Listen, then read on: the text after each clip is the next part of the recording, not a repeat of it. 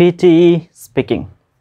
আপনি যদি PTE preparation বর্তমানে নিচ্ছেন অথবা সামনে নেবেন, দেশের বাইরে যাওয়ার ইচ্ছা আছে, দেশের বাইরে যেয়ে পড়াশোনা করতে যাচ্ছেন অথবা সেটেল হতে যাচ্ছেন, তাহলে অবশ্যই আপনার কোনো না কোনো ল্যাঙ্গুয়েজ প্রফিসিয়েন্সি টেস্ট দিতে হবে।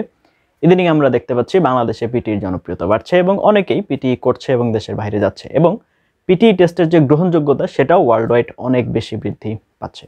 তো এই জায়গাতে আমাদের বাংলাদেশের যারা PTE অ্যাসপাইরেন্টস রয়েছে, যারা PTE পরীক্ষা দিয়ে থাকে, তাদের ভিতরে সবচেয়ে বেশি প্রবলেম যেখানে ফেস হয় সেটা হচ্ছে PTE speaking. Normally there is a saying, information is the light. If you don't have the information, then you are in the darkness of any particular topic.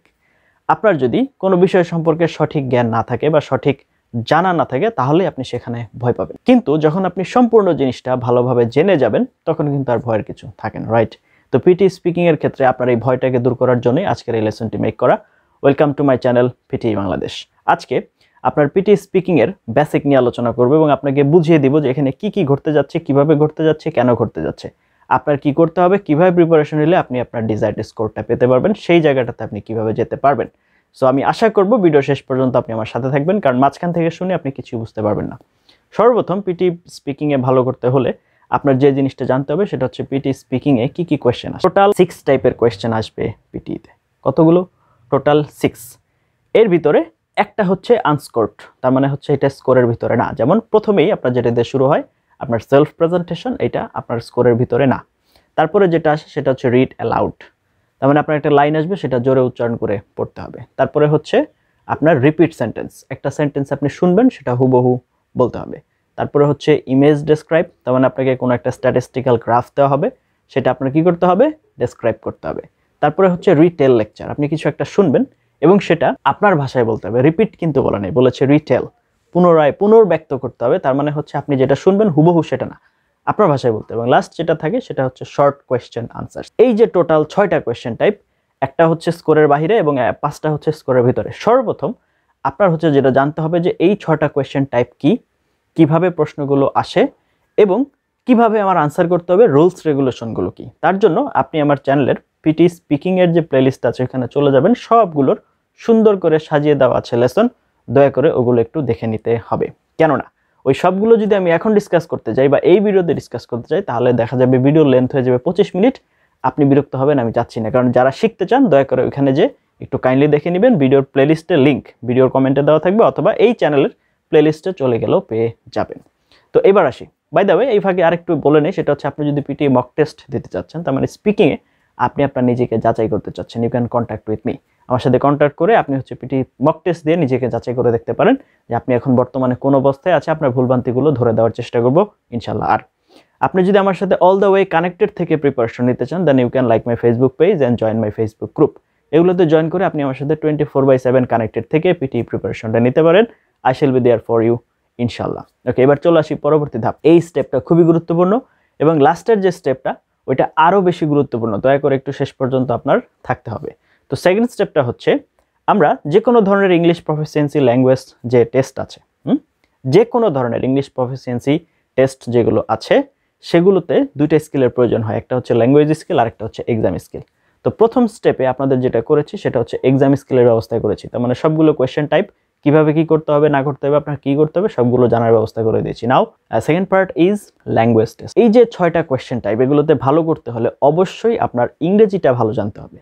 If you don't know English, how could you do better over there, right? If you don't know proper English, then you couldn't be able to do better performance on that exam. তো আপনাকে আগে ইংরেজির basic ঠিক করতে হবে। এখন কথা হচ্ছে ইংরেজির বেসিক ঠিক করার জন্য আমি 3টা কাজ সাজেস্ট করি। These are golden rules. Okay, these are golden 3 steps. 3টা স্টেপস, এগুলো হচ্ছে গোল্ডেন রুলস। আপনি যদি ফলো করেন আপনার অন্য কোনো কিছুর প্রয়োজন হবে না। নাও নাম্বার 1 কি?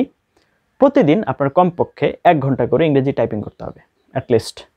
যেহেতু আপনার PTE এক্সাম দিতে হবে কম্পিউটারে, সুতরাং হাতে লেখার সুযোগ নেই। আপনার হচ্ছে প্রতিদিন কমপক্ষে 1K ওয়ার্ডস টাইপ করতে হবে। আপনি দেখে দেখে করেন, যে কোনো ইংলিশ জার্নাল, যে কোনো ইংলিশ ম্যাগাজিন নেন, যে কোনো ইংলিশ নিউজ পেপার নেন, যে কোনো ইংলিশ রিসার্চ পেপার নেন, হোয়াট এভার, যেটা মন চায় সেটা নেন, কিন্তু দেখে দেখে লেখেন, টাইপ করেন। লেখার সময় আপনার খেয়াল রাখতে হবে যে নতুন ওয়ার্ডগুলো আসতেছে সেগুলোর স্পেলিংগুলো চেক করেন, আপনার সেন্টেন্স প্যাটার্নগুলো চেক আউট করেন। এই জিনিসগুলো আপনি চেক আউট করে রাখেন যেন এগুলো আর সেকেন্ড টাইম ভুল না হয়। এনশিওর করার চেষ্টা করতে হবে। এবার আসেন পরেরটায়। পরের ধাপ কি? আপনার প্রতিদিন কমপক্ষে 2 ঘন্টা জোরে জোরে উচ্চারণ করে পড়তে হবে। কেন? আমাদের হচ্ছে ইংরেজি উচ্চারণ করে মানে ইংরেজি বলাটাই হচ্ছে সবচেয়ে বড় সমস্যা। আমাদের মুখে একটা জড়তা কাজ করে, রাইট? তার জন্য আমাদের কি করতে হবে? জোরে জোরে উচ্চারণ করে পড়তে হবে কমপক্ষে 2 ঘন্টা এভরি ডে। ওই যেটা আপনি লিখেছেন সেটাই আপনি জোরে জোরে উচ্চারণ করে পড়েন প্রতিদিন। আচ্ছা, এবার আসেন তারপর কি? তারপরে হচ্ছে আপনার কি করতে হবে? লিসেনিং করতে হবে। প্রতিদিন কমপক্ষে 2 ঘন্টা করে আপনার পডকাস্ট শুনতে হবে। আপনি গুগলে যেয়ে বা ইউটিউবে যেয়ে লিখে সার্চ দিবেন যে পডকাস্ট লিখে সার্চ দিবেন, যেটা আসবে আপনার হচ্ছে প্রতিদিন কমপক্ষে 2 ঘন্টা করে উচ্চারণ করে পড়তে হবে। তো আপনি যদি প্রতিদিন 2 ঘন্টা করে জোরে জোরে উচ্চারণ করে এগুলো পড়েন, আশা করা যায় আপনার হচ্ছে যে বেসিক স্কিলটা ডেভেলপ হওয়া দরকার সেটা হয়ে যাবে। এখন কথা হচ্ছে কতদিন? অনেকে আমাকে প্রশ্ন করে যে স্যার আমার বেসিক ইমপ্রুভ হতে কতদিন লাগবে? এখন দেখুন, it's totally depending on you. এখন কথা হচ্ছে যাদের আগে থেকে বেসিক ভালো, ধরেন এসএসসি লেভেল, এইচএসসি লেভেলে যারা ভালো ইংরেজি যাদের কমান্ডে আছে, তাদের ক্ষেত্রে দেখা যায় যে 1 মাস 2 মাসের ভিতরে ওকে হয়ে যায়। যাদের আগে থেকে সমস্যা, মানে আগেই প্রবলেম আছে বা ইংরেজি আপনি কম পড়েছেন, সময় দিয়েছেন কম, সেক্ষেত্রে আমি বলবো না যে আপনি পারেন, আমি বলবো যে আপনি পড়েছেন কম, সময় দিয়েছেন কম, এটার পিছনে এফোর্ট দিয়েছেন কম, সেক্ষেত্রে আপনার একটু ঘাটতি রয়ে গেছে। তো সেক্ষেত্রে আপনার ধরেন 3 মাস লাগতে পারে, 4 মাস লাগতে পারে, totally depending on you, your quality of time you are spending. আপনি হচ্ছে সময় দিচ্ছেন, একজন দিচ্ছে 6 ঘন্টা কিন্তু মনোযোগ নেই, আরেকজন দিচ্ছে আপনার 1 ঘন্টা কিন্তু খুবই কনসেন্ট্রেটেড টাইম দিচ্ছে, সেক্ষেত্রে 6 ঘন্টার চাইতে 1 ঘন্টায় কিন্তু সময় বেশি পাওয়া যাবে। এই 1 ঘন্টার সময়ের বেনিফিট বেশি পাওয়া যাবে। You need to think on that. এই বিষয়টাতে আপনার খেয়াল রাখতে হবে, রাইট? তো এই জিনিসগুলো আপনার খেয়াল রাখতে হবে। এখন কথা হচ্ছে আপনি যখন পিটির যে স্পিকিং পার্টগুলো বলবেন, এইখানে আপনার হচ্ছে যে ওয়ার্ড মিনিংগুলো প্রয়োজন হবে। যেমন ধরেন আপনি হচ্ছে আমি বিশেষ করে 2টাতে আসবো, একটা হচ্ছে আপনার ইমেজ ডেসক্রাইব, এইখানে আপনার ভোকাবুলারির প্রয়োজন হবে। যেমন ধরেন বৃদ্ধি পাওয়া, এটা অনেকবার আসবে। কমে যাওয়া, এটা অনেকবার আসবে। সাডেনলি, মানে হঠাৎ করে, এই ধরনের যে ওয়ার্ডগুলো আছে এগুলো নিয়ে আমি আলাদা একটা আপনার হচ্ছে লেসন মেক করব, যেখানে আপনাকে আমি বলে দিব যে এই জিনিসগুলো বা এগুলো আপনার প্রয়োজন হবে। তো এরকম কিছু ওয়ার্ড আছে যেগুলো আপনাদের শিখতে হবে। সামনে এই লেসনগুলো আসবে, দয়া করে আমার জন্য প্রে করবেন এবং এর সাথে থাকবেন। সর্বশেষ আমি আপনাদেরকে যে পয়েন্টটা বলবো সেটা হচ্ছে, দেখুন, মাথায় রাখবেন যে practice makes a man perfect. এটা আপনাকে খেয়াল রাখতে হবে। অবশ্যই আপনাকে খেয়াল রাখতে হবে যে practice makes a man perfect. গাইতে গাইতেই গায়ন হয়। সুতরাং আপনাকে হচ্ছে আপনি ভুল ভ্রান্তি যাই হোক, যেটাই হোক না কেন, এক্সামের নিয়মগুলো ভালো করে জেনে তারপর আপনার হচ্ছে বলার চেষ্টা করতে হবে। There is no alternative options. If you don't speak, you won't be able to speak any time.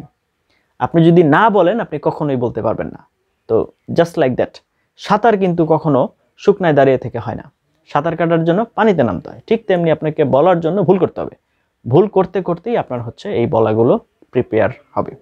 So এই জিনিসগুলো মাথায় রেখে আমি যে লেসনগুলো অলরেডি বলেছি যে ওই কোয়েশ্চেন টাইপগুলো সবগুলো ভালো করে দেখবেন। তারপরে হচ্ছে আপনার হচ্ছে কি বলে যে 3টা কাজ বলেছি, গোল্ডেন রুলস: প্রতিদিন জোরে জোরে উচ্চারণ করে পড়তে হবে, প্রতিদিন টাইপিং করতে হবে, প্রতিদিন লিসনিং করতে হবে। যা যা করতে বলেছি সেই জিনিসগুলো ঠিকঠাক মতো করুন। আশা করি আপনার পিটিই প্রিপারেশন ভালো হবে।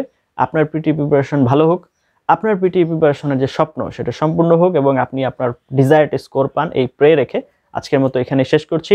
আগামী ভিডিওগুলো দেখার আমন্ত্রণ জানিয়ে, thank you for watching. Until now, let's meet you some other video. Till then, have a nice time. Assalamu alaikum.